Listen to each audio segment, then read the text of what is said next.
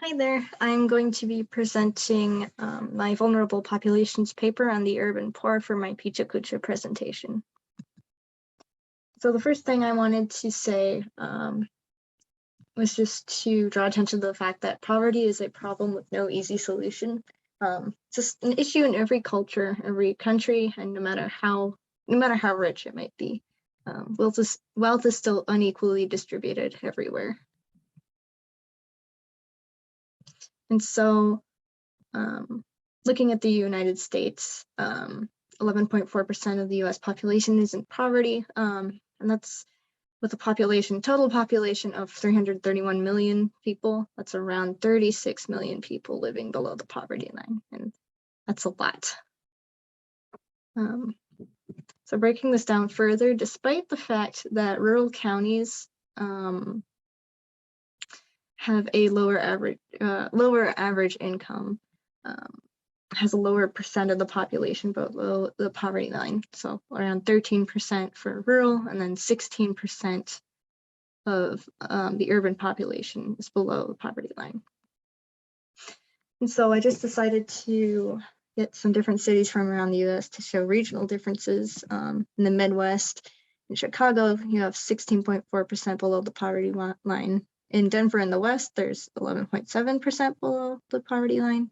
In the East, with New York, 13%, or New York City, sorry, 13% lives below the poverty line. And something shocking that I found in my home state, that 30.8% of those in Cleveland, Ohio are living below the poverty line.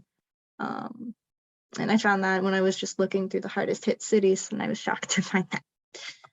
So looking at different graphics, you can see the majority is non-white, about 27% Hispanic, and this is for urban counties, about 17% Black, around 11% Asian, and the other 1% is consists of other racial and ethnic groups.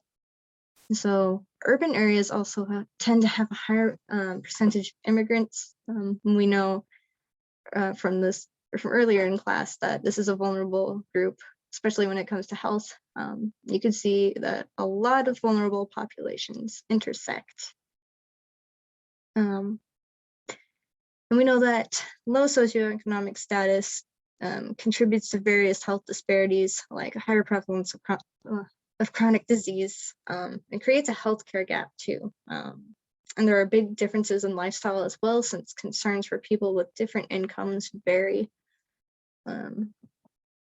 One big example is that in this one study, lower socioeconomic status was associated with higher mortality rates compared to those with a higher socioeconomic status.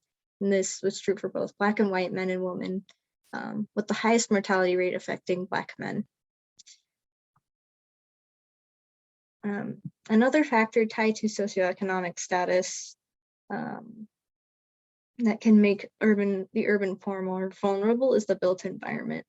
If you don't know what that is, it's basically the physical man-made part of our environment that includes like streets, sidewalks, bike lanes, crosswalks, and things like that. So I was kind of intrigued by food deserts, and like in relation to the built environment, food deserts are places where healthy food is not easily accessible. So healthier food is generally harder to find in low-income areas, but I saw some research was looking at marketing being actually more of an issue, which is interesting to me.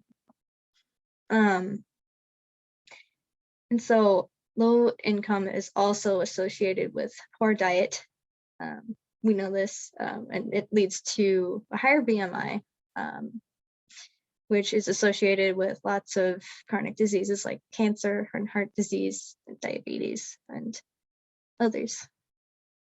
So going back to the immediate built environment, low income areas also tend to have less facilities for physical activity. As a result, kind of has the same effect, like contributes to more chronic disease as well. So perception of safety levels. also affects levels of physical activity. And in the study done in low socioeconomic areas and neighborhoods, parks that had walking paths were viewed as more safe, and people who lived in those areas tended to get more physical activity. And so access to healthcare is also an issue for this population. In a study done in Cleveland, the 4 main barriers to healthcare for the urban poor was lack of information programs, for programs that could help them pay for healthcare, transportation, the cost of healthcare itself, and childcare. So there's a lot of ways we can improve to help poor people in urban areas, and a lot of that is just like making info about healthcare aid programs more accessible. I wouldn't say it's all, but it's a big part. And also,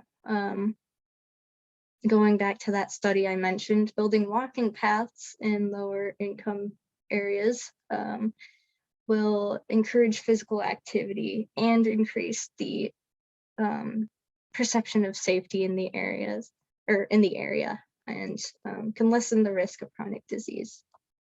So some organizations that are aimed towards helping the urban poor, the Crossroads Urban Center in Salt Lake just helps provide food and job opportunities, or helps people find job opportunities. The in-between is hospice care for those who can't afford it. And the Food and Care Coalition is basically like the Crossroads Urban Center, but here in Provo. And so I was interested in this population mostly because of my internship this past summer, studying the built environment and smoking habits. And the literature review opened my eyes to how much worse it is health-wise for people of low socioeconomic status. And it just makes me want to help out more. And that's it.